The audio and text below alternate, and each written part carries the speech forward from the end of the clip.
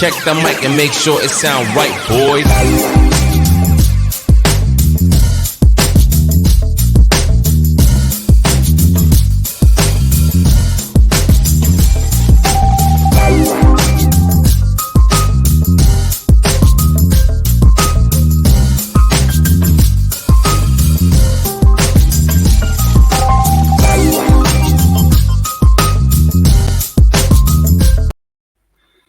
Hello, golfers.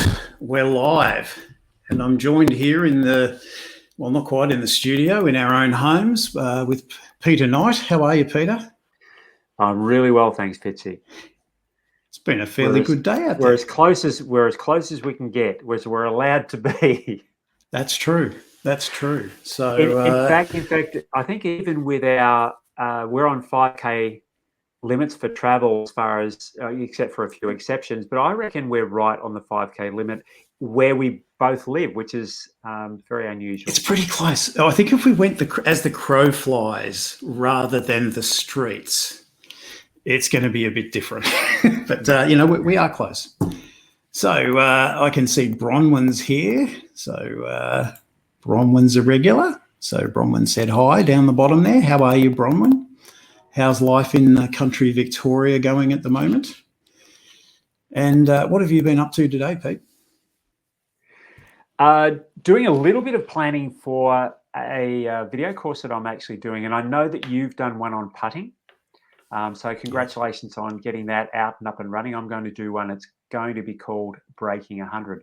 Aside from that, I'm sort of keeping, mental health and physical health go together. So I've been spending a bit of time on the push bike over all of the time that we've been locked down.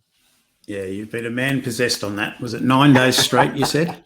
9 days straight, yeah. Yeah, I think I'm up to a 34-day streak as well, but mine's 34 days of not being on the bike. So, well, mate, it could be more than that too. So we'll see how that goes. Yeah, so for those of you that don't know who we are, I've been a golf pro for 37 years. I played on the Australian tour for a number of years. I then became a club pro, and for the last 11 years, I've been teaching at the Morat Public Golf Course, and also in the last 18 months at Langlang. So really for the last probably 15 years, I've had a real passion for helping people lower their score and get better at golf. So that's why I started my YouTube channel in the first place. What's your background, Pete? I got my membership card earlier this year, and I don't know whether it was a congratulatory note with it or a commiseratory note, but it was 40 years as a PGA member. In that time, I've worked at resorts in far north Queensland. I've spent a lot of time coaching at state and institute level now as well, both in New South Wales and also in Victoria, as well as coaching national teams for Australia, and also 5 years coaching in Taiwan. The last 10 years I've spent coaching at Yarra Bend Public Golf Course in Melbourne. And so I'm coaching players of, people who are just beginning in the game. I think the youngest client I've got at the moment is 5 years old, and the oldest is, he would be in his 80s. So everyone in between. And you know what? I'm enjoying coaching now at least as much, probably more than I ever have. Yeah. No, isn't that great? And aren't we lucky in this sport that an 80-year-old can still play? So I know, my father's in his 80s, and I can easily go out and play golf with Dad. There's not too many other sports that you could play where that could happen. And I think we're very lucky to have that.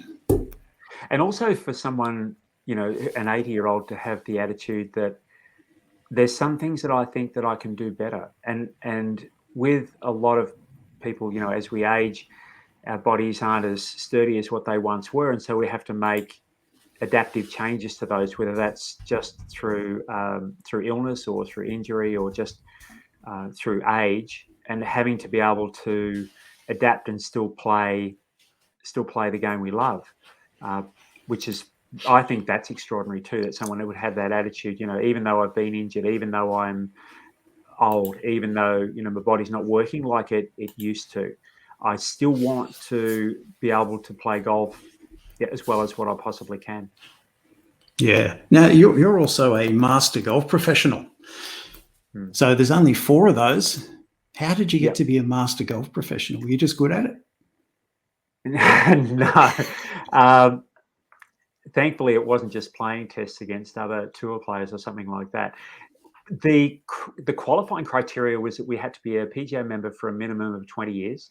We had to have been a level 3 AAA. So we have the different categories of coaches, and so level 3 AAA was the highest rating. We had to be a level 3 AAA coach for a minimum of 8 years. Then we had to do a study and report on that study. And what I did is a research project around the mental skills of elite players. How they represent things like confidence to themselves. So that was quite interesting, actually. That would have been. Yeah. And did you find that research helped you to coach better? Definitely, because understanding what the questions that were put to players were, some of them were open-ended and some of them weren't. But particularly the open-ended ones were ones that weren't trying to prompt for an answer. And so we'd get sort of all sorts of different answers. And there were some things about how players represented confidence states or high performance states, which is really what we were looking for. There were some commonalities in those and there were some differences. And it is interesting when I'm coaching people and they're talking about, say, their lack of confidence in their own game and how that contrasts so dramatically to what I hear of players when they're performing really well. Yeah, that's incredible. Now, I've just got another comment up here. So David Lee from England, he's been out on the golf course and he's managed to race back to his home so he can follow the live stream. So let us know where you're viewing from. We know there are people out there viewing. We'd love to hear where you're from. It's always exciting. That's one of the best things about YouTube from my point of view. Do you find that, finding out where people are coming from, Pete? Oh, absolutely. Yeah, YouTube and online coaching and seeing, where your clients come from, you sort of have a look. And if they don't, particularly if it's footage that's coming to you, you look and think, wonder where that is in the world. And of course, eventually ask, and often your guess is way off the mark. Yeah, it is. Okay, so practice. Is it any good? Should we do it? Or should we just not worry about it? I reckon it was about the 1950s. Before that, there were golf courses didn't have driving ranges or practice fairways, sort of same thing. And then after that, they did start to have people practicing a little bit. And of course, now it's become such a huge part of the game. So people only got better by playing. And now it's so different in the way people approach practice. I remember reading a Harvey Penick book, and two of his most famous students were Tom Kite and Ben Crenshaw. And of Crenshaw, he said, I could never get him off the golf course and onto the practice fairway enough. He didn't get on the range enough. And of Kite, he said, I couldn't get him off the range and get him onto the golf course. And we're talking, both of them, won multiple major championships. So what's right? But certainly, same coach. Important. Yeah, same coach, but two totally different personalities, different golf swings. And, I know a lot of people think that as coaches, we want everyone to look the same way. And nothing could be further from the truth. I would be embarrassed if someone could walk along a range and say, oh, you get lessons from Brian, you get lessons from Brian, because there's certainly no one way to swing. So that's probably a really good example of two totally different attitudes and players and how they practice. But that goes to any sport too, doesn't it? It does, because we don't have the requirement of, particular types of physiology. So what I mean by that is, if you're a weightlifter or a gymnast, you need to have short limbs for leverage. If you're a marathon runner, you need to be light and have, really strong cardiovascular system. So there's none of that for golf. We've got golfers male and female, all different shapes and sizes, all different levels of fitness and approaches to fitness and how they go about playing. And we're seeing them compete in the final groups of tournaments every single week. And there's more differences than everything. The only thing that they have in common is the message they give the golf ball to make it go where they want it to go. Yes. Yeah, as I heard someone say, the ball doesn't have eyes and ears; it just goes in the direction the club face tells it to. It does, or directs it to. Yeah, it does. Yes. It obeys blindly. That's it. So, what do you think good practice should look like? Good practice has a number of components. One is that it certainly should have a goal, because the reason you practice is to try and make some sort of improvement, and ultimately that's a transfer to the golf course. But if we're talking specifically of technique for the moment, then it's about having a goal to try and improve a particular shot or a golf swing, and understanding that that is actually what you're doing. And you might be following up on advice that you were given from your coach. Ideally, you'll have a form of feedback or a way of measuring whether or not you're actually doing what it is that you're attempting to do. Now, that could be a particular feel. It could be looking in a mirror. It could be getting feedback from a mate. So you might be telling someone else, husband, wife, partner, or maybe that's not such a good idea. Comments have come back. But having some form of feedback. I would say definitely not practicing too much. And then also there's one thing that I call the rule of thirds. And so there's looking at practice and dividing it up into, one part of the rule of thirds is dividing it up into long game, short game, and putting. But the other part of the rule of thirds, in terms of how you go about practicing, is to practice the skill element or the technical element. So you're trying to improve something, even if that's just your grip or ensuring that your alignment's correct. Then, and remembering that we're also looking ultimately for a transfer to what you can do on the golf course, is having a building variety into it. And this starts to bridge your ability to get it to be able to perform on the golf course. So that'll be doing things like changing targets, changing clubs, changing shot shapes, changing swing speeds to try and build that skill. Because every time you play a shot, the swing is a little bit different, given how far the club travels, how complex the movement is from our body's perspective. What we're looking to do is to try and create a movement habit through repetition. But obviously it's got to be repetition where you're actually focused on having, some sort of outcome. So that's the technical part. But then doing the skill component, and finally putting yourself under some form of competitive pressure. So it makes it very game-like. Now that could be literally having a competition on the range with a friend. It could be some ranges actually have equipment set up where you can measure the results of shots. So you might say take a block of 4 shots or 5 shots or something like that, and on a range aim between 2 targets and hit a club and say, I want to count how many out of 5 I get between this target. When you do that type of practice, it's good to record the practice so that you can monitor progress over time, because your progress is going to change from day to day. What we're looking for is a trend over time. Sorry, just let me jump in there. I think that's a really good point. A lot of people don't actually record. They just hit shot after shot after shot, and they come away thinking that was good or that was bad. I think that probably we need to have an expectation of what we should be doing in the practice swing, have a plan, not a practice swing, in the practice session. What is it we're trying to achieve out of this? Yeah, definitely. How many shots am I going to hit? Yeah. Yes. They do it on their mobile phone and they send that note to their coach. And I think that's quite effective and underutilised. Now, we've just got a couple more comments in here. We've got Peter.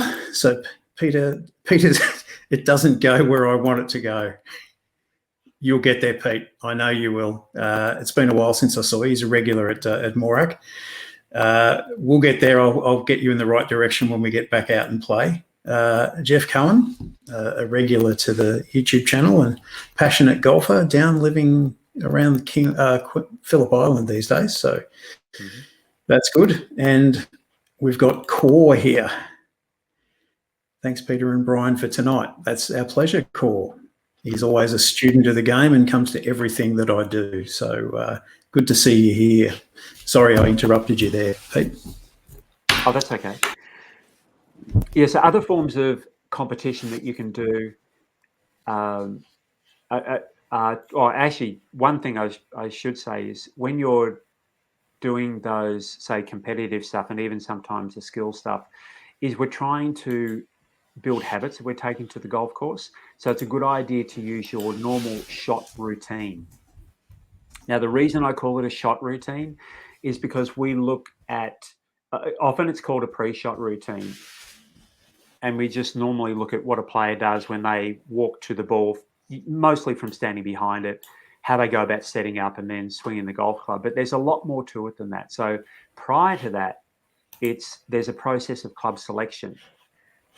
So considering environmental elements, how far do you have to go, change of elevation, wind direction and strength, pin positions and all those sorts of things to determine ultimately which club are you going to use and what shot do I want to play.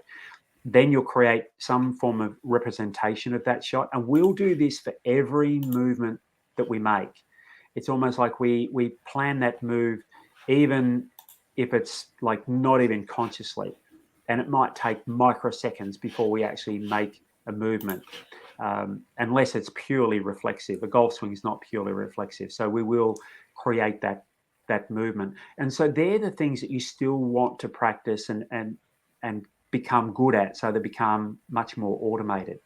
Because when you're standing on the first tee on a morning, other players around the tee, you're going to be nervous. I'm sure, Fitzy, you're nervous. I'm always nervous a little bit when I do that. And the nerves never go away.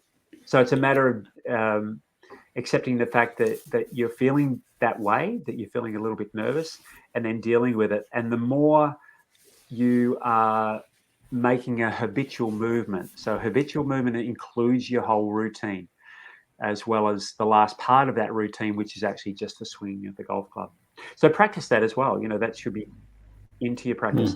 When you do that, it's going to drastically reduce the number of shots that you hit in a given time period. So let's say you had one ball to practice with. This is your total practice session, one shot. Consider how much importance you place on that one ball, how many practice swings you'd be checking and monitoring that your movement's good, because you're so set on trying to hit a really good shot. So that's the approach. I mean, that's really intense, but that's the approach that you want to take for most of the shots you play. So it's not about quantity. I think you were telling me earlier about a guy, the gentleman who hit more balls in a year than anybody else. Yes. So how much did he improve? So he broke the record in November, the first week of November, and it's not you, Core, so don't worry. He hit so many balls, and the boys in the shop said, "Hey, this guy's broken the record." And this is the first week of November, and he still had the rest of November and December to go. So he absolutely obliterated it. The guy went out 4 shots. He started on 14, hit more balls than anyone on the planet, and he's gone out to 18. So hitting practice shot after practice shot after practice shot really didn't help him. And I saw him some days and he would be sweating. His shirt would have to be wrung out. And this is on about a 15-degree day. Yeah. So what he was doing, I would call exercise, not golf training. Yeah. Yeah. So but unfortunately, I think there's this myth that the tour players hit buckets and buckets and buckets of golf balls. I think the average person would be surprised at the elite level what happens. So from your experience of teaching at the elite level, in a tournament week, how many balls would they hit? It varies from player to player. Some players love hitting golf balls, and that makes for a great story. It almost implies that if you want to be really good, you have to use the expression that was given from Hogan, who's over my right shoulder here, digging the answers out of the dirt. The implication that the more you practice, the better you'll get, with no other criteria attached. But during a tournament week, players will warm up, and then after that, they may hit some shots afterwards. So a warm-up might consist of anything from some players 25 balls, other players might hit 50, but that's sort of about the limit, because of course your neural system's being fatigued every time you hit a shot. If you hit, let's say, half a dozen drivers in a row with a very short period in between, and I know you showed me some footage of a guy doing exactly that, you'll find that if you then pick up a wedge and try and hit a short pitch shot, your body's buzzing, because the energy that your nervous system energy that's been expended in hitting those drivers has sort of got you to a point where your body does feel like it's buzzing. So you've got to let it settle. And so that's a good reason to take time between shots. And that's what the good players do. They don't hit balls. They're not in a competition to see how many they can hit in an hour or in a day. Would it be fair to say that a lot of the players would spend more time on the golf course during that week? Oh, absolutely. Well, a tournament round's going to be around about an average of 5 hours, and they would probably, their practice before and afterwards is probably going to be an hour and a half maximum. Yeah, some players, it's generally going to vary between about 45 minutes for the players who don't physically warm up very much, although that group is getting smaller and smaller all the time. So a lot of players will go into the locker room, and in the locker room there'll be physiotherapists and sometimes masseurs. Sometimes they'll have their own trainers and they'll stretch, use spiky balls and rollers. No wonder they play so well. Yeah, they don't just get out of the car and go to the shop and buy a coffee and have a couple of practice swings, 3 putts, and go and tee off. No, and expect to play well. Yeah. How about I show this video of the guy? Yeah, because he meets a lot of the things that we were just talking about. Yeah, so hopefully this guy isn't watching, but I think there's a few people that will.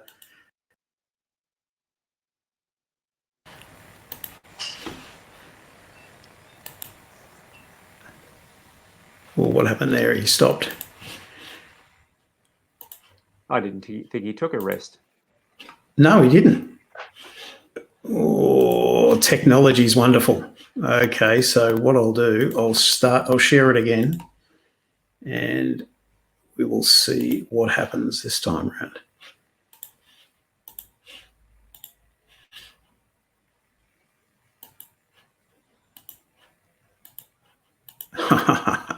Of course, it's not working. Okay. He heard you. He must have. He's gone camera shy. Can I? No, it's totally carked itself. That's all right. We'll go back and I'll reload it. So I'll work behind the background and see if we can get it back up again. So you keep talking in the meantime. So so he's your typical practicer. He probably goes to the range with one club, and we just saw what that was. He hits the driver. Close to 100 balls an hour, and maybe even with that club. Now, that's exhausting. So even though his anonymity was protected, I wonder how many who are watching would put their hands up or are feeling guilty. Oh, maybe that's me. Oh, it sounds like he's going there now. He was. It's frozen again. Oh dear, don't worry. That's all right. I think we know we know what he's going to do. We're just going to watch him hit driver after driver. Yeah, no practice swing, no thought about what he's doing, just bang, away he goes again. Yeah. So there's a lesson: don't rely on technology. No. So it's funny you said earlier about about not being able to take what people have learnt from the golf course, from the range to the golf course, and that's probably the question that I get asked a lot: is why is it that I hit it so well on the range, and if I just put my club back in the bag and walk to the first tee, I can't replicate what was happening on the range? Yeah. And there's a lot of people really out there. Good point. So there's a lot of people out there that will be saying, yeah, that's what happens to me. So I have my theories on it, and I think it's mainly because people are just hitting shot after shot after shot. Whereas if you break it up and do the things that you were talking about and aim at different targets, try and hit with different speeds, hit in different directions, hit firmly, hit soft shots, but more importantly, I think grabbing a swimming noodle or something like that and trying to stand on with your left leg on a swimming noodle, so you're replicating an uneven lie, because you can rip it down the first fairway and all of a sudden you've got a shot where the ball's below your feet or above your feet, and golf ranges don't allow you to practice that way. No, they don't. And they're excellent examples of building variety into your practice. So one of the things that we can do really well is we can replicate movement within a very narrow time frame. And I think from memory, that's around about 6 or 7 seconds or something like that, maybe a little bit longer. And so how that might work in a range session. And when I say range session, I'm sort of talking putting as well. So you might get on a roll where you're doing a putting drill and where you hole a number of putts and all of a sudden you lose that. So on the range, you hit a good shot, you've got the feel, you hit another shot, it's like, oh yes, I've got that feel now. And then the attitude, and I'm as guilty as anybody of this when I was younger and playing, is I need to drill this in so that my body remembers it. I mean, your brain's remembering movement. But unfortunately, we're not machines. And so you practice those shots, you get on a roll, you find your rhythm with it, which is probably the biggest part of that. And then you lose it. And then the whole thing falls apart and you wonder, what happened? So and this is a hard part of making yourself build variety into your practice, because we're not machines, you need to be able to make micro adjustments to your swing. So an example of that is there's really sophisticated methods of monitoring movement. And when they're put on those movement sensors, say, are put on the best players in the world, the one thing that does show is that every swing is a little bit different. Now, watching with the naked eye, we'd say, no. Every swing's the same with this player, male, female, world-class player. They're all swinging the same way every single time. And they're not. So no, there's always a variance. There's a variance in slight club face angle, slight path. It might only be 1 degree or half a degree, but there's always a variance. Yeah, absolutely. But the variance is much smaller for those players than the average player. Correct. So it's about narrowing those variances, and what happens over time is that you build up a movement habit. So your body actually starts to remember what that movement is, and then as the more you do that, the more you build a feel for your swing. The easiest way to mess that up is to jump from swing thought to swing thought in an attempt to try and get something better. So you're not actually establishing any real solid feel for your shot. I've got clients that have a different swing thought on every shot they hit. Yeah. They never use the same swing thought twice. Yeah. So and Steve's put a little comment up there. How do you feels from the practice to the course? I assume he means how do you take the feel? Yeah. And one thing I remember when I played is I would have a thought for the day. And on the range and prior to teeing off, the thought might have been, I'm just going to cock my wrist a little bit early on the backswing. And that was my key thought. So every shot I hit, that's the feeling I had. Yeah. But tomorrow I would go out, the next day I would go out, and that feel wouldn't work because I've probably just cocking my wrists a little bit too much. So tomorrow's thought was quite often I'm going to delay my wrist cock going back. So the reality is I was keeping myself within this band of where I was, even though the two thoughts were opposite each other. So it's okay to have different thoughts on different days. You just don't want it on the same day. Yeah, and I would say particularly if you're looking to, take feels to the golf course, the more you're working with dynamic feels. So what I mean by that is if your focus is on rhythm. So it's not a hard technique thought. Rhythm, tempo, which is your swing speed, balance, general coordination, which is like a global feel of how my body and my arms and the club are sort of working or syncing together. When you're thinking of global things like that, it's much easier to get away from the hard technical thoughts and you're more likely to play better straight away. Yeah.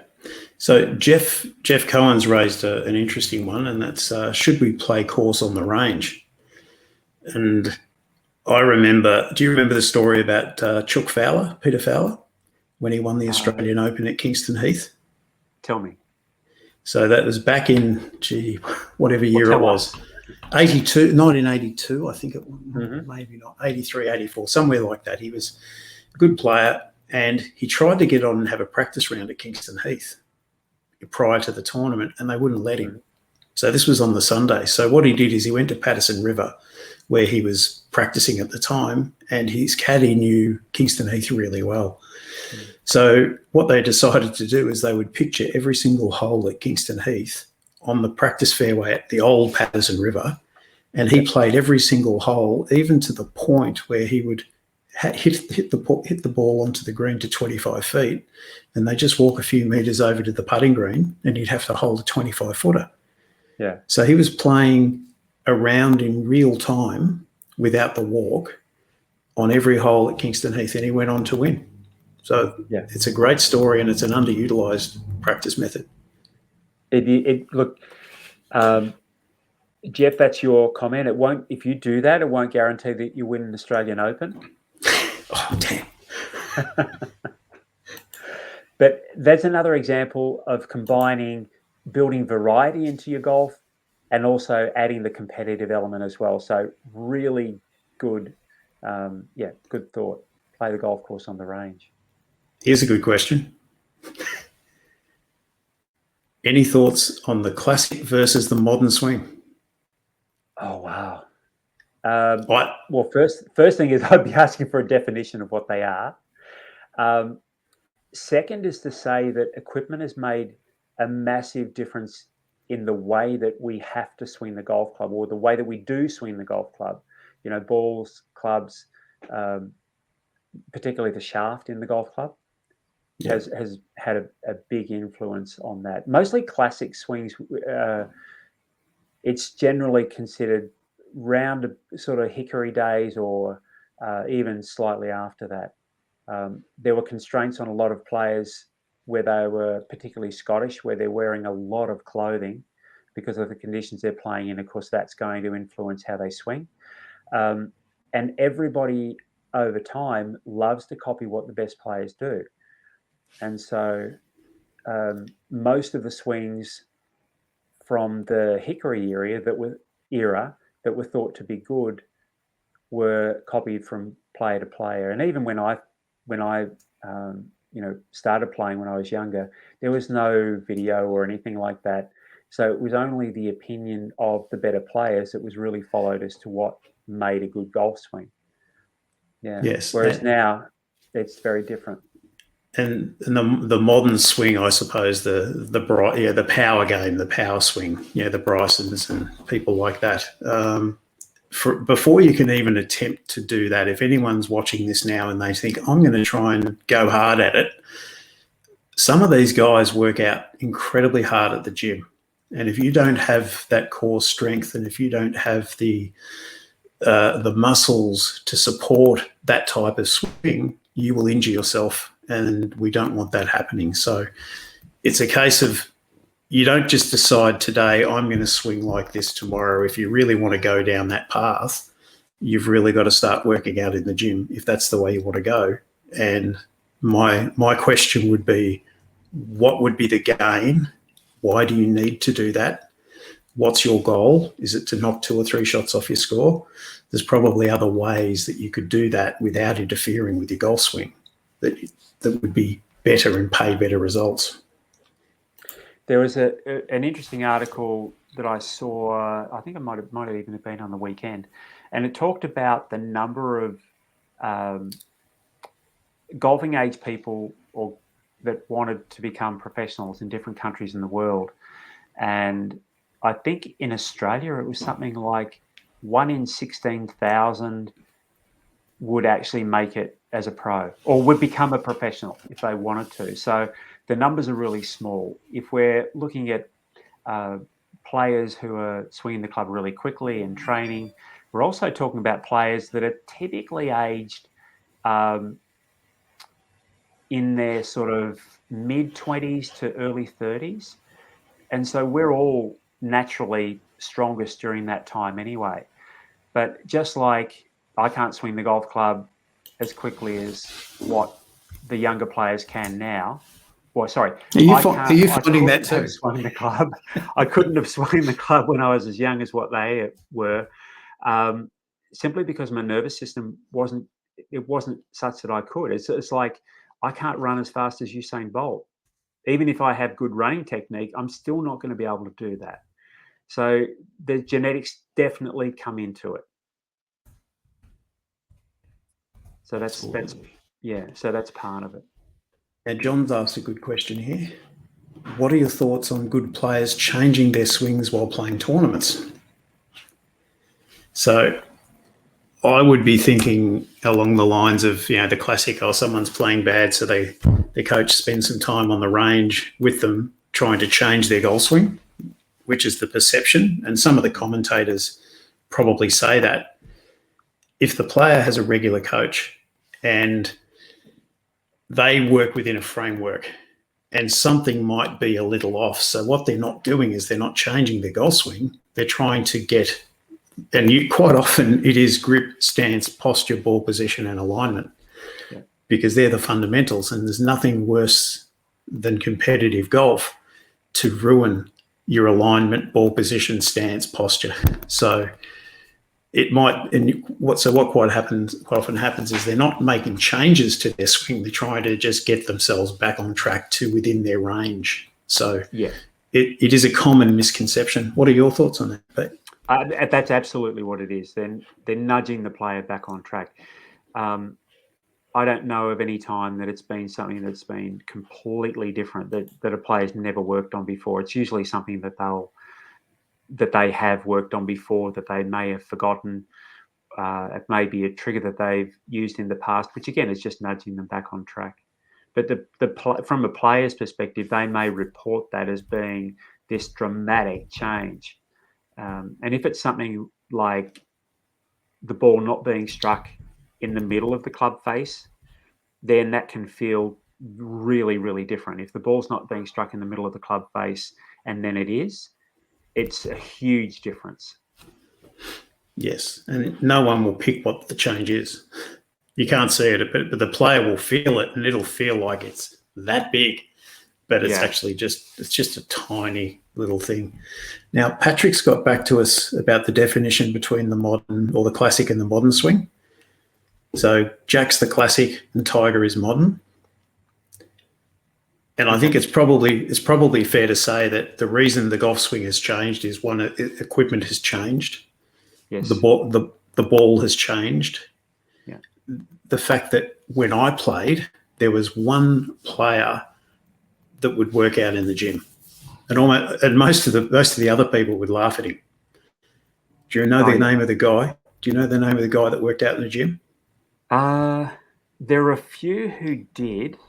I was one, but I know you're not referring to me. We didn't play at the same time. Blonde hair, Queenslander.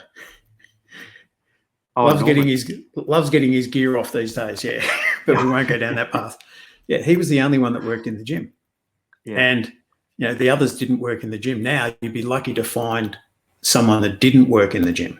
So video, force plates, swing catalyst, all the 3D analysis, they've all made changes to the golf swing for the better or the worse. Yeah. But I think that's why. And if Jack had all of this stuff available to him now, I'm pretty sure he would be using everything as well. So I'm pretty sure he would. Yeah. Our understanding of how the golf swing works, how the body works, from science, from sports science, particularly biomechanics, has changed dramatically over the last 30 years, to the point now where information and understanding about that is available to all coaches. I mean, it's available to all people, but coaches sort of have a background of understanding which allows them to then add on to that, so that when information comes in that looks highly technical, we can it's our job to dumb it down essentially, or just to apply whatever's required to the individual in front of us. Yes, I always think of a still. So, all the complicated stuff goes in the top, and all that comes out of the bottom is the essence. And it's my job to deliver the essence, not worry about all the technical stuff. And it's just, I've got to give you one tiny little thing to make that easier for you. That's I think right. John's... you understand how the system works, so that if you make a change, even if it's something like a change to, right hand on the grip or something like that, you know what the likely effect of that's going to be for the whole system, how the rest of the golf swing is going to work and how the player's going to be able to cope with that and all the rest of it. But it's your background of understanding that allows you to do that. Yeah. And that's the benefit of having years under the belt and making a lot of mistakes in my early career, as we all did. I think Dale Lynch said once at a coaching summit that he should give all the money back to the first 1,000 lessons he gave, because he learnt more than they did. And I think that's pretty much how it all is. Now, I think John Hugh is the MVP tonight. He's asking the most questions and the best questions. So what are your thoughts on training both left and right-handed? Okay, so I can interpret that question in two ways, John. One is to say, if I'm a right-handed golfer, should I practice left-handed? That's one way of answering the question. I think that's what he's getting at. Yeah. Okay. Yes, very good. So first of all, the golf swing is quite a unilateral movement. In other words, if you're a right-handed golfer, you're predominantly working the muscles on one side of your body to make the movement of a right-handed golf swing. Your body can get out of balance because those muscles are going to be developed more and work differently in the golf swing to what the muscles are, say the muscles on the other side of the body. So it's a good way to balance them up. It's also good to even experiment and say, well, what happens if if you're a right-handed golfer, what happens if I try doing this left-handed? So, I mean, that's more of a fun thing. Yeah, I remember I had a little bit of an injury when I was playing, and I went to get a massage, and the person giving me the massage says, "What do you do for a living? I've never felt a body like this." And there I was thinking, "Hey, this is pretty good." I was in trim nick back then, but she said, "I can't believe the muscles on the right side of your body versus the muscles on your left side of the body." And she said, "I don't understand golf, but I know physiologically that's not a good thing. So you should do something on the other side of your body." So what I used to do then is I would probably practice for half an hour each week, left-handed. Yeah. And I did it with a right-handed club turned upside down. And everyone that's had a lesson from me at some point has seen my party trick where I hit it left-handed with a right-handed club. And it got to the point where I can actually play off single figures left-handed, high single figures. But I did it primarily for my body. And the benefit was if I was stuck behind a tree in the middle of a game of golf, I could just turn up the 8-iron upside down and advance it down the fairway 100, 120 metres. That's shot saved. That's dollars in the back pocket. Yeah. So it's got a double thing. If you look at most long-term golfers, you watch them walking, like watching them from the back, it's probably a little bit easiest. And you'll see that their right shoulder is actually lower than their left. Yes.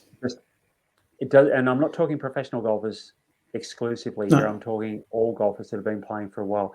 And that's because the muscles down the right side of the back particularly, but even including the hip, have shortened a bit because of the work that they've been doing over an extended period of time.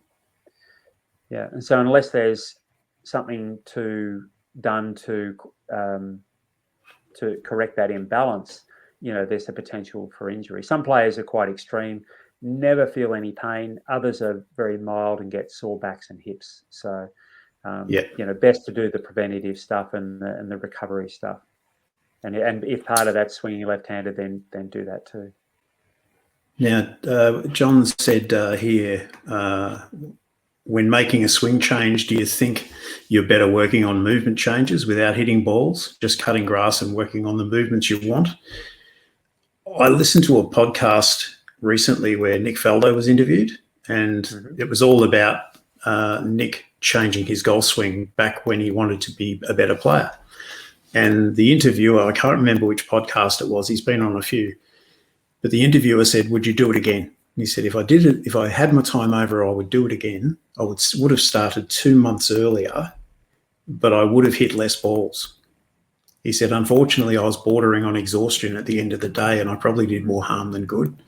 I would have made the changes faster by practice swinging in front of a mirror and just simulating the different positions he was trying to get into and the different moves, and hit a lot less balls, because he said by the time you hit so many balls, you're exhausted and your learning goes out the window at that point.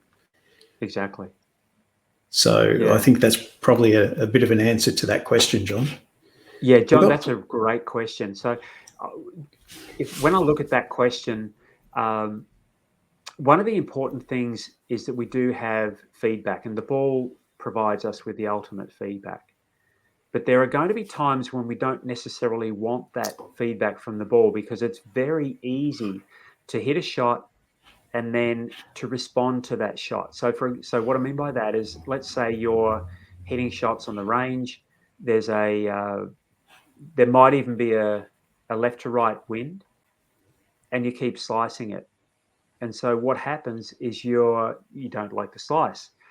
So you start making little adjustments to try and compensate for that. And generally that'll mean sort of swinging the club more from outside to in, because you're trying to pull the ball left to start with. So the ball will give us feedback. So back to your question, where you're asking, should I just make swings where I'm cutting the grass?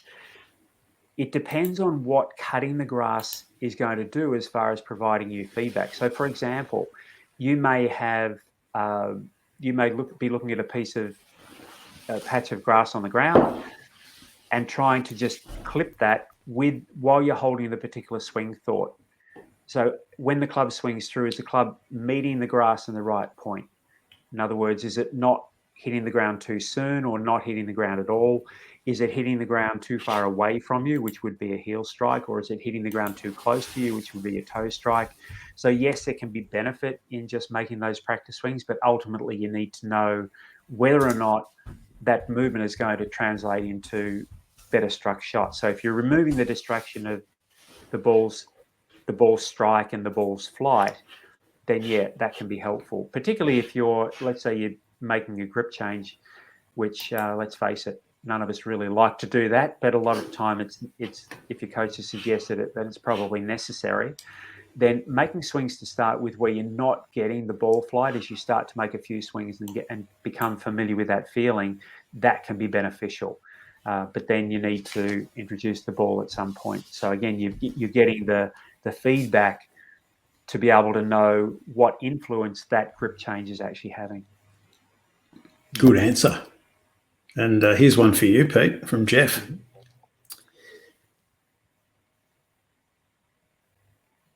Okay, let's define the difference between practice and play. So practice is about me. It's about what am I doing in order to make the golf ball go where I want it to. So I'm focused on me, how I'm moving, how I'm swinging the golf club. So I'm focused on, technique, if you like.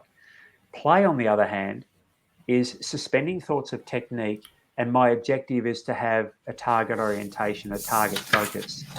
And so my objective is to hit the ball to my target, to that point there. So they're really quite different. Now, I can practice on the golf course where I can be thinking about my swing and playing shots, whether that's in a competition or just during a practice round.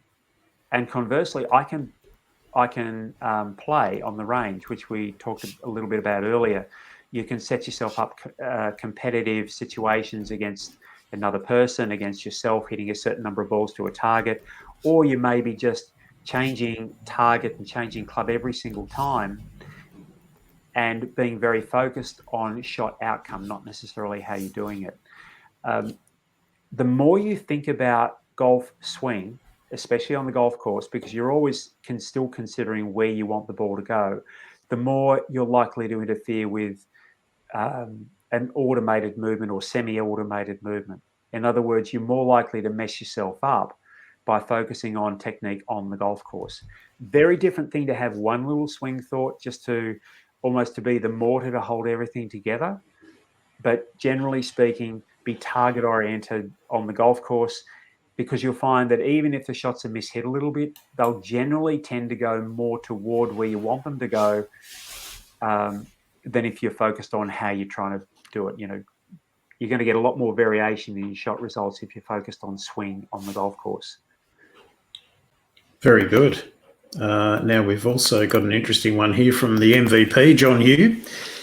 What are your thoughts on cross-training for golf doing other sports, to say javelin and discus, and what other activities have good crossover to golf that you recommend? That's a really good question.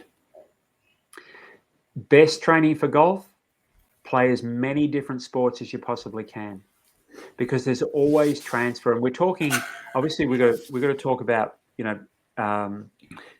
players at different ages. So the best grounding for a player as they're coming up is to do multi-sports. They become more familiar with balance. They have better body awareness, and then they can adapt that awareness and movement into all sorts of different activities. So kids that are good at sport will generally play a whole range of sports.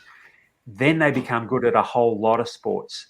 One, because they know they're good and they'll have a crack at it, at a whole lot of different ones, and then they'll become good at those. But then they can transfer that into other activities as well. If we look at the question and say, I think what I'll do now, I've been playing golf for 20 years. I'm whatever age I am, even if I'm 30. Obviously, I'm not 30, but even if I'm 30 or 40. I'll be 32. 30, that's right. Then I'm starting to introduce quite different movements. My body's going to rebel, same as if you go to the gym. When you first start going to the gym, even if you do using light weights, your body's going to get sore. But those other activities, I think they're always good to supplement for golf anyway. There comes a point where through specialization, now that may be that I've chosen to play golf as my primary sport because I'm at an age where I can't, play footy or cricket or run around the netball court anymore. My body doesn't like me doing that.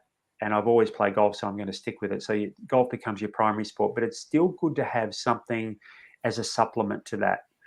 And that could be something like doing a general gym program. So I've got a lot of friends in the fitness industry, sports physiologists, guys who are specializing in golf. But I'll say your objective is to have a balanced body when you're training. So don't get caught up too much in all this golf specific. I think it's nonsense, most of it. But do something that's going to keep your body balanced. So doing things like Pilates, yoga, although yoga doesn't provide too much of a strength element compared to, say, some of those other things, but they're good. They're good supplements to your golf. And yoga is good for your breathing and handling stress. And when you're in the pressure environment of the golf course, and, you've got to have a par up the last to win $5 off your best mate. And how do you handle that pressure? And the breathing is a good element.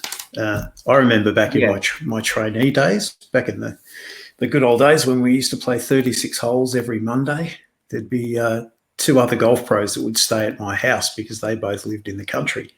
So after playing 36 holes on the Monday, we'd go to the Mentone 10-pin bowl, which is no longer there, and we would all go 10-pin bowling. And I always found that 10-pin bowling was great for my golf swing because it was getting the release of the hand going.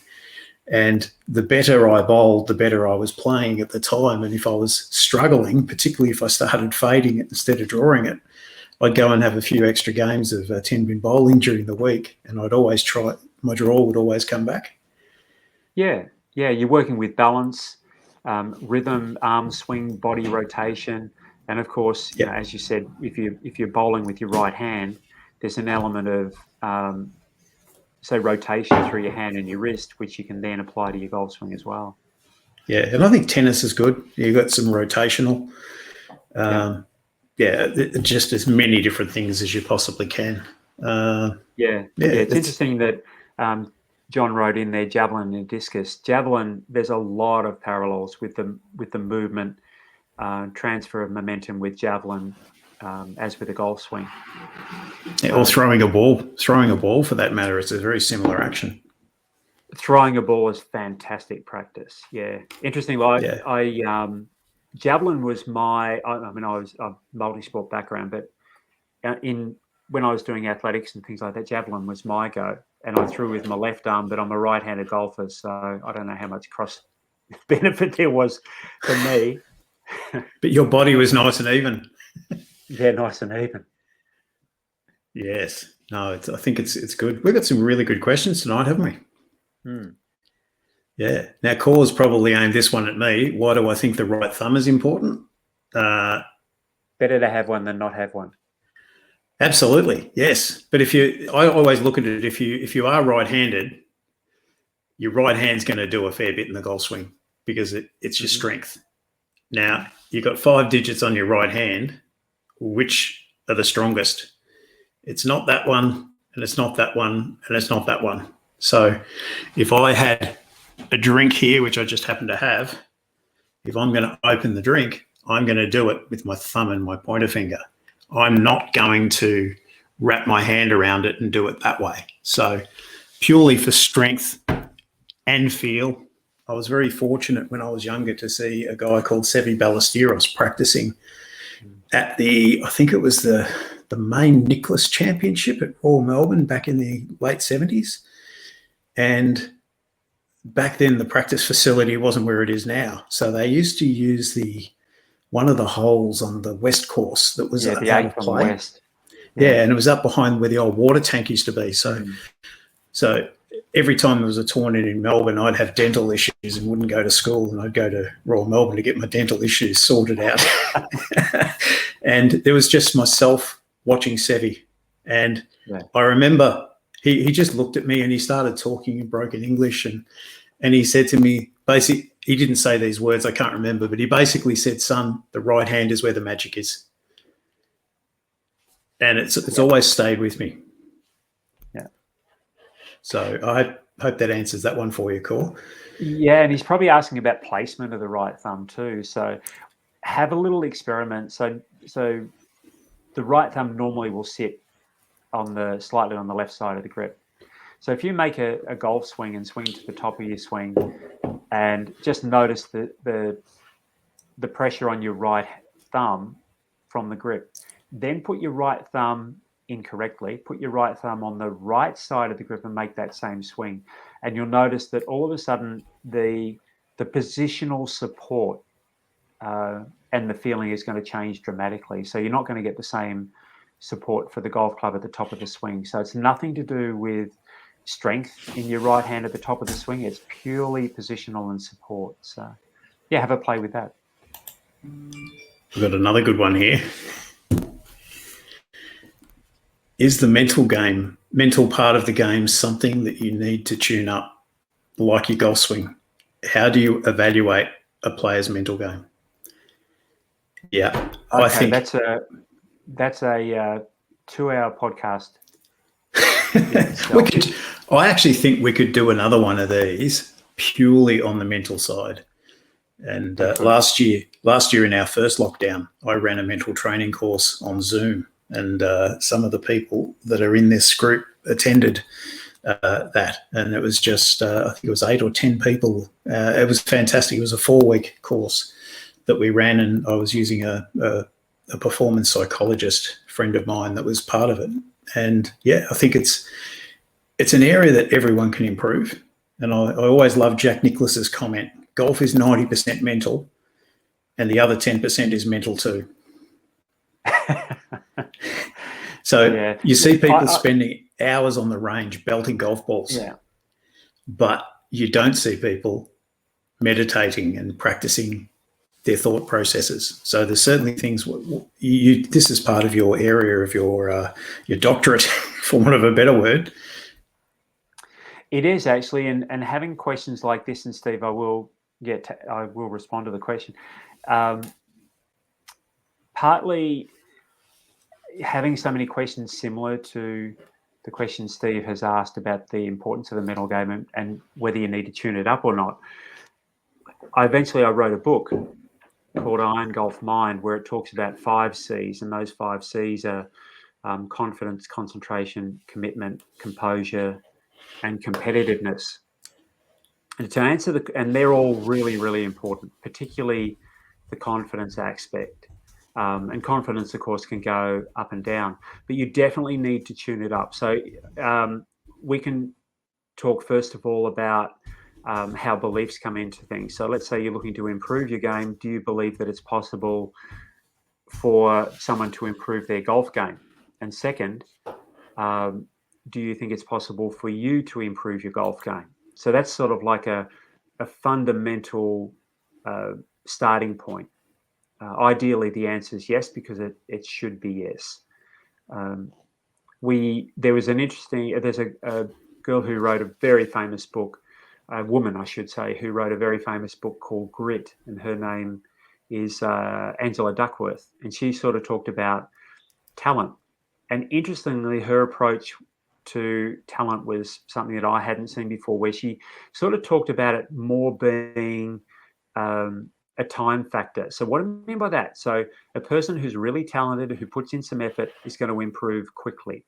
A person who is less talented, who puts in some serious effort, is going to improve, but not quite as quickly. So the implication is we all have talent, but we're going to progress at different rates.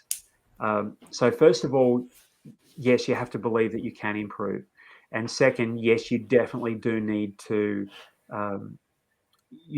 work on it. And so that's going to be things like noticing what your self-talk is like. Is it helpful self-talk? Is it the sort of self-talk that you would say to a friend of yours, or have a friend say to you without getting upset? Is it helpful and supportive? And so noticing what you would commonly say to yourself, and then checking yourself. I mean, we'll all be sort of disparaging to ourselves from time to time. That's all normal. Confidence going up and down is going to be based mostly around success and how you're currently performing. But what's your baseline? Do you have a belief that you can play this game? Not whether you can play it and shoot par or break par or whatever, but can you actually play the game? So working on your routines in practice, they're all elements of building mental games, because you will build, part of that is building visual representations of and feel representations of shots that you're going to hit.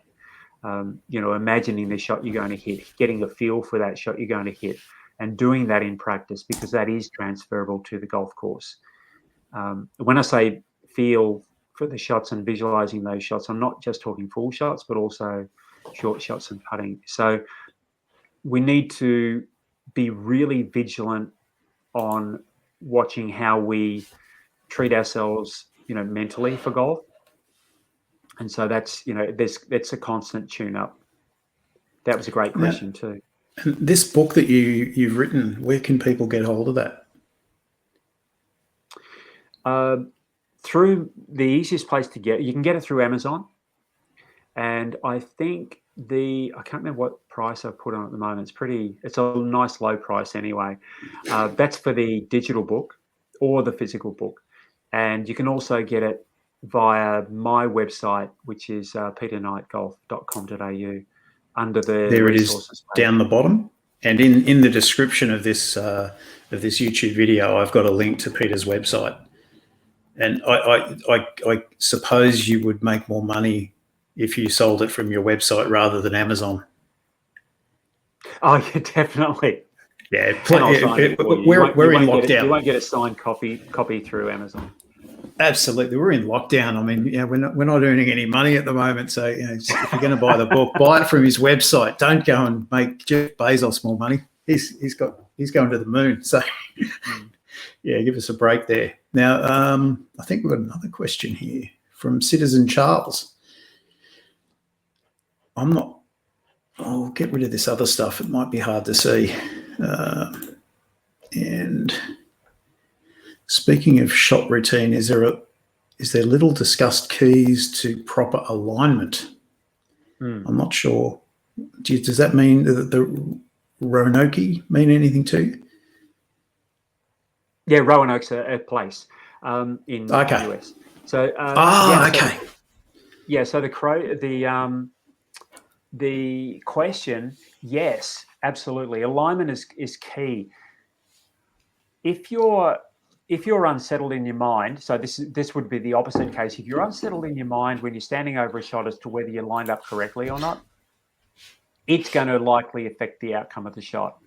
Having any sort of doubt there is going to be very destructive. So the thing that most players will do is pick an intermediate target. So when they stand behind the ball, they'll look at something on the ground. It could be a leaf, a piece of grass. If it's on a tee, it could be a broken tee or an old divot or something like that.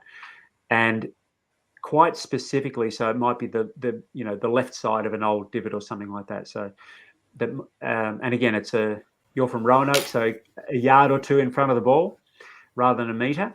And then the player will line up. And if you watch tournaments, which is where we get the best chance to watch the male and female golfers who are experts in their craft, most of them will stand behind the ball before they approach the ball to play a shot. One of the things that they're doing is the vast majority of them will be selecting an intermediate target. So something that's on the ground, a yard or two in front of them. And then when they approach the ball, the first thing they'll do is line the club face up to go straight over that intermediate target. And then they'll line up parallel to an imaginary line running between that intermediate target and the club face. And if they're lined up correctly to that intermediate target, then they're also going to be lined up correctly to the target. And then again, that's something that you should practice. You should do that like for every single shot on the golf course. And if you're on the range, that takes a little bit more time, but use alignment sticks or use your clubs just to ensure that you are lined up correctly. Because if you set yourself up, say on the range, you know that your alignment rod or your golf club on the ground is lined up correctly. And then you set yourself up and then you look at the target and it doesn't look straight.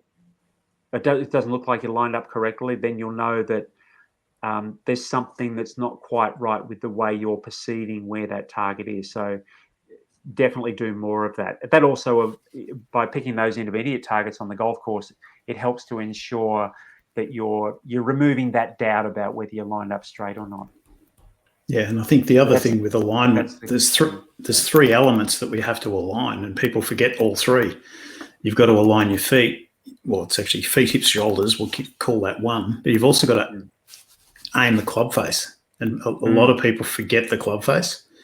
So you can use an alignment stick to get your body pointing in the right direction. But I think it's great to have two alignment sticks stuck in the ground like little goalposts. So you've got to focus on your start line. Now, your start line might not be, in the direction of the flagstick. If you hit it with a fade, you're going to have it start slightly left of that. But you've really got to focus on getting your start line through those two goalposts, and start wide, be generous, and as your skill gets better, you can make that narrower. And I think that's a really good training method. Yeah, absolutely.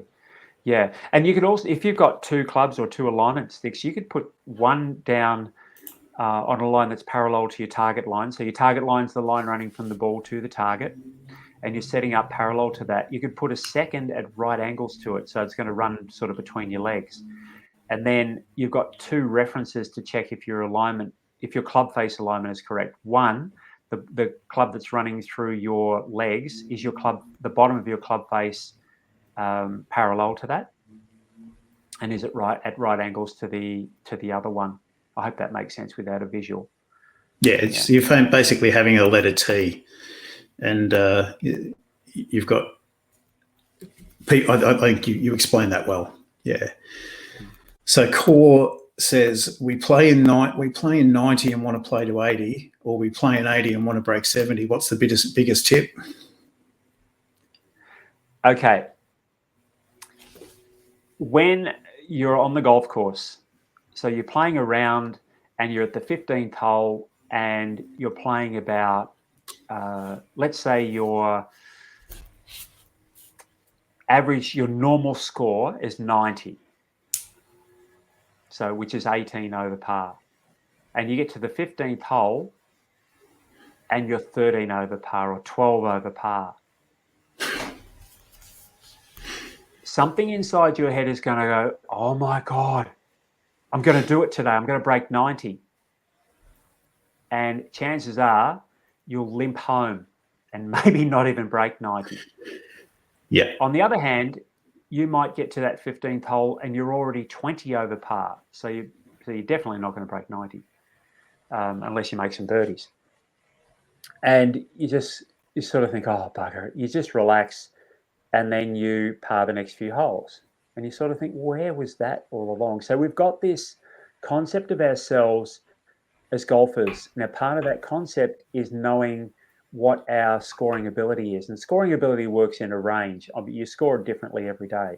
So the first thing, the biggest tip, is to change your concept about, this sounds really simple. It's not. Changing your concept about who are you as a golfer. Are you a golfer that generally scores around 90 or around 80 or around 70? And most of the time, we've sort of got this inbuilt self-corrective mechanism, as much as sometimes we love it and sometimes we hate it, which brings us back to that point.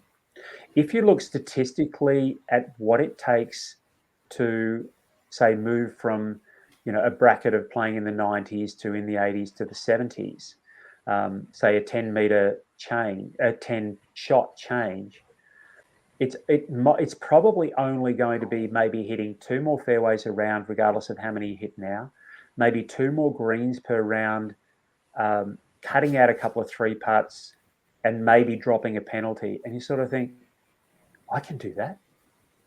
And it's not that difficult. But we also have to think about, say, shot dispersion. So when you play your shots, if you're hitting 10 drivers or any club at all, if you hit 10 shots with that club, how wide an area are those shots spread over? And what we want to do over time is tighten that dispersion. So if let's say you hit driver and we look from left to right, and the shots furthest left and furthest right, the gap between the two is 60 meters. If you bring that gap down to 50, and I'm going to make up some numbers here, but if you bring that gap down to 50 and you do the same with every other club, relatively speaking, you're not going to hit your pitching wedge 10 meters closer on every shot on average. You'll find that those incremental changes, while they don't seem like much, they actually add up to 10 shots very, very quickly. And so that's just refining what you do with every part of your game and, getting rid of the dumb shots, which a lot of us do, which comes back to strategy. I think it's also important to actually have a game plan. And I think we can utilise these times at the moment where we can't play golf. And in the state of Victoria where we live, golf is banned currently. So I think people should be able to just play each hole at your golf course in your mind and find different ways of playing the hole. And then working out, and you use Google Earth, and you can measure how far different objects are and find a way of navigating your way around the course. But once you've got your game plan for the day, stick to it. Don't let the circumstances that you're 12 over par instead of your normal 18 over par change the fact that on this hole you should be hitting your 5-wood off the tee, if that's your goal. And learn to have the discipline to do it. Tiger was fantastic at having the discipline to not let the circumstances change his game plan. Exactly. Yeah. I mean, your game plan should essentially say, given my level of skill, how should I play this hole so that I can get the best outcome? And so if that's the basis for your strategy, which it should be, it's sort of like the fundamental question for strategy. Then why would you change that and suddenly try something that carries a greater risk? So usually that comes undone. Now, Jeff's referenced this golf book. Some guy's written a book, 30 practice drills. Who's that guy, Pete? Jeff, well done. That's a free download on my website, and there are more than 30 practice drills in there. Thank you, Jeff. So they can get that from your website again? Yeah, front page. It's a free download. I think the way I've set that up, they just put in their name and their email, and they'll get the book. Yeah, so there it is there at the bottom, peterknightgolf.com.au, and there is a link in the description of their video, so you can find it in there. Core loves the answer that you gave him before. Here we go. Any thoughts on other golf YouTubers? Personally, I don't like Rick Shields, but I like the Golf Doctor. Excellent man. And recently, Craig Ballard. I think you should check out Peter Knight as well. So there's one YouTuber you definitely should look up.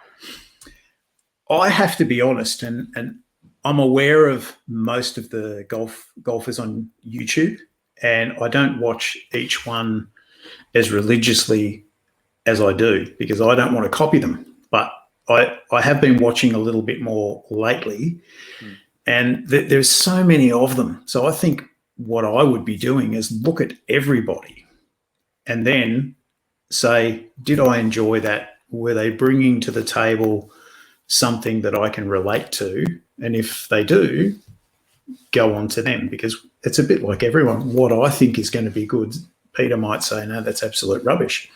And it's okay to have different opinions. So search far and wide and have a look at everybody and take on board what you think is good for you. Do you watch anyone? Do you watch anyone, Pete? I do. Yeah, I do watch some of the other coaches and what they present and how they present it. And for the most part, they all have good information. Now, some of that information is going to be relevant to a group of golfers and not relevant to another group of golfers, depending on where they are in their journey. And then there's this sort of relatedness. Do I relate to that particular presenter, that particular golf coach? Do I like his or her manner and their style? And some of those styles will attract us, and some won't. And all, everybody's different. That's why there's different golf coaches. Most of us as golf coaches have much the same information. We may present it differently, and we have our own personalities which come into it. It's exactly the same as the YouTubers. So yeah. No one's actually out there making a video to try and hurt anybody. But we all have different ways of explaining the same thing. And quite often, the analogy I give is if you're doing an English class in year 12 at school and you decide that there's 4 classes in the school doing the same book, if you were to do 4 sessions with this class and then 4 sessions with the next class and 4 sessions, you probably wouldn't pass the subject. But if you stick to the one class, you have the best chance of success. So it's not, I don't think it's a great idea to chop and change coaches every single week. This is a true story. I once had a golfer who is legendary in Melbourne. It was a guy called Ian McMullen who started Spotless Catering. Anyway, Ian, when I was at Riversdale, he came for a lesson, and the usual question, when did you have your last lesson? About an hour and 20 minutes ago. He'd come straight from Brian Twite at Metropolitan to me at Riversdale. It's probably not the best formula for success, but I think it's probably best you stick to your coach if you're happy with him, and just give what that coach is telling you the chance to embed itself. But if you keep chopping and changing, it's not a great formula. And you look at the best players in the world, they really don't chop and change that much. They stick to their coaches in the main.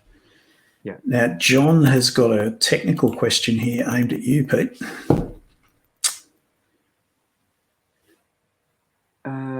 Okay, so John's asked, how do you train leg and hip action in the swing? Can you go into how you see the legs and hips working through the swing? Wow, that is a massive question.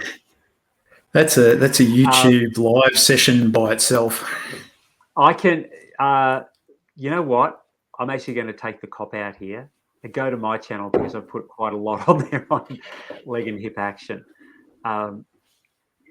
Yeah, I mean, it's fundamental to understand how legs and hips work, what they do, how they coordinate the movement. That's a massive question. So yeah, I've sort of ducked it a little bit, John. So sorry to do that to you, because it's a massive question that's not a 2-minute answer. No, it's not. But in fairness, John could look at your website and look at your YouTube videos, and you might have 10 on that subject. But then John could come and see you personally, and you might tell him something totally different to the videos that you have on YouTube, because it could be that John's incapable of moving in a particular way through a physical injury or any number of reasons. So it's sort of a bit of a poison chalice, the old YouTube video. So I always think it's best to get one-on-one when you can for something of that technical nature. Yeah. Unless John, there's something that's more specific about that. But yeah, that would be my best thing, is to plug my YouTube channel, go there, have a look at some of those videos there. Absolutely, and there's a link to Pete's YouTube channel in the description as well. So probably we're sort of at the hour and 23-minute mark. Time's flown, and so it's probably fair to say, in wrapping up, that people need to have a plan when they practice. Absolutely, yes. So don't just turn up without a plan and belt balls. You'll be like the guy that broke the record and went out 4 shots. We don't want that to happen. You've got to develop some kind of feedback system. Yep.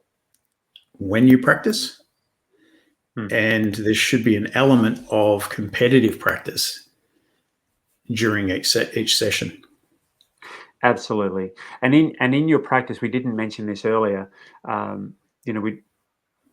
Frequency is more important than quantity in practice. In other words, let's say you've got 2 golfers, and one hits 25 balls 4 times a week, and one guy hits 200 balls. So that first player is hitting a total of 100 balls a week. Now we've got one guy who hits 200 balls once a week. My money's on the first guy, who's only hitting 100 balls, but he's getting the frequency of practicing 4 times a week. Yeah. Yes, I think that's really good. And the only other thing we didn't cover, and we probably should have, is the difference between block practice and random practice. And a lot of people don't necessarily understand that there is a difference, but every practice session should have an element of both. So So block practice is hitting shot after shot, trying to repeat an action where you might be thinking of a technical thing. I'm going to take my club face back. I'm going to take the club slightly inside, if that's the thought. And you do that over and over and over again. But at some point during the practice session, you've got to think, well, I've got that pretty much down pat. I've got that feel going now. I know where I'm at. Then you have to put that under pressure. And that's when the random practice comes in, and what you alluded to earlier of choosing different targets, hitting one shot to the target down the left, another shot to the tree down the right. Yep. Can you hit the range cart that's picking up the balls, all that sort of thing. So there should be an element of both in every single practice session that you have. Definitely. Yeah, that sort of goes back to what I was talking about, the rule of thirds. So that block practice would be sort of like the technical element where you're focused on one thing and pretty much one thing to try and repeat that, just to start to become more familiar with it. Not to embed it, not to ingrain it, because you can't do that, but just become more familiar with it, and then, of course, build the variety in, and then the competitive element. So just a couple of little comments at the end. Core says Chris Ryan is good. He's up there, and I wish we had some of his numbers. Yeah, he's Chris Ryan. Yeah, he's very good. I like the way he presents. Yeah. Yes. And Core's disappointed that we're finished. He's given us a sack. He has, and he's thanking us. We've got one final one, I think, here from John. With all the golf science that is now available that was not around earlier in your teaching career, has it changed your teaching, and what things altered on your ideas? Geez, he's good. He's good with the questions, John. Absolutely massively. Golf science has explained a lot of the things that we knew empirically, in other words, through our own observations and speaking with other players and other coaches and our own experiences. But it also made us aware of things that we didn't know about. And that's where, so the combination of those things means that as coaches, we evolve over time. My ideas have certainly changed a lot over the time that I've been teaching. So just as, players pretty much have the objective of looking to play better all the time, I know Fitzy's the same. Every year we carry one goal that never ever goes away, and that's that I want to be able to coach better this year than what I did last year. And so that's, taking in information. And if we're coaching better, then we're probably coaching differently, maybe not massively. It doesn't mean that we're changing our thoughts on swing theory, although over a longer period of time, sometimes those things change as well. So yeah, as golf science, sports science has had a massive influence over time. So I've been coaching for 40 years, and I'm a very different coach now to what I was, even 20 years ago. Well, look what it's done to you. When you started coaching, you had a full head of hair. Yeah, that's right. Now, I'm pretty sure I know the answer to this, but when you drive home at the end of your coaching stint, do you review your own performance of how you went on that day? Oh, absolutely. Even now, I will still give lessons where I'm not satisfied with the outcome of the lesson. It's got nothing to do with the player. It's all about me. And I'll review, what did I do? Could I have said something differently, explained something differently? Did I pick the right thing to focus on? Did I push that player to do something that was beyond their capabilities? All those sorts of things. So it's a constant. This assessment is it's ongoing, and it's sometimes it hurts. Like from a coaching perspective, it's like, oh my God, that person's paid for the lesson. I don't think I delivered as well as what I wanted for them. And sometimes that person will come along next time and say, you know what you told me last time's made a massive difference. That doesn't always happen, but it hurts. If I feel like I've given a lesson that wasn't, I'll say, up to scratch, I don't like it at all. So do you get on the phone at some point, or send an email and have a chat and say, if next time you're down at the range, just let me know and I'll just give you 5 minutes. Or I've just thought of another way, further to that lesson you had on Wednesday. I've been thinking about it and I just came up with something else that's going to be a bit better for you. Have you ever done that? More like the second one, or when they're practicing, because probably 50% of my clientele will practice where I'm coaching at Yarra Bend. So if they're practicing and I've got a gap between lessons, then I'll just sort of wander down the range. And if there's someone there that I've been coaching, I'll ask them, how are you going and how are you going since the last lesson, even if that last lesson might have been, a year or a couple of years ago, or whether it was yesterday. Just to sort of check and see how they're going. Yeah, and a lot of people don't realise that that's what we do. They think we just grab their money, tell them something, and then see you when they book in. We actually do care, and most really good golf coaches that I know of assess. We have a plan, we have our own feedback system, and it's not always from the client. It's how we evaluate our own performance, like you should be doing when you practice. So, yeah, that's good. Well, that's probably as good a place as any to end. So thank you very much for your time tonight. I've actually learned, as well as I'm sure a lot of other people have. I think lots of people have enjoyed it. And if you're at a loose end on Friday night, this coming Friday night, I'm going to be hosting a trivia night, a golf trivia night on this platform. So keep your eye out. It'll be a bit of fun. I think I'm doing it solo. There's a slight chance I might have someone else helping me, but you'll have to put up with my dad jokes. And I'm going to make it a bit tough because we've got to make it so that people can't just cheat and look up the answer on the internet. So that's actually a very tough challenge to do. But if you want a bit of fun for an hour or so, hop into that live stream event happening on Friday. So actually, there's one message has just came up here. Pete walking around the range gives me paranoia. Oh, he's not that bad. Now, Jai, that's all part of the training, mate. I know, Jai. Yeah, I thought you might. And for Peter, go and watch the footy, Peter. I'm a Richmond supporter. We're not there this year, so that's why I'm doing it. Not everyone's interested in how Melbourne goes, So I'm doing something a bit different. Anyway, thank you very much. It's been really good, and I look forward to doing one again with you soon, Pete. Yeah, thanks, Fitzy. Thank you for Goodbye, all. Have a great night.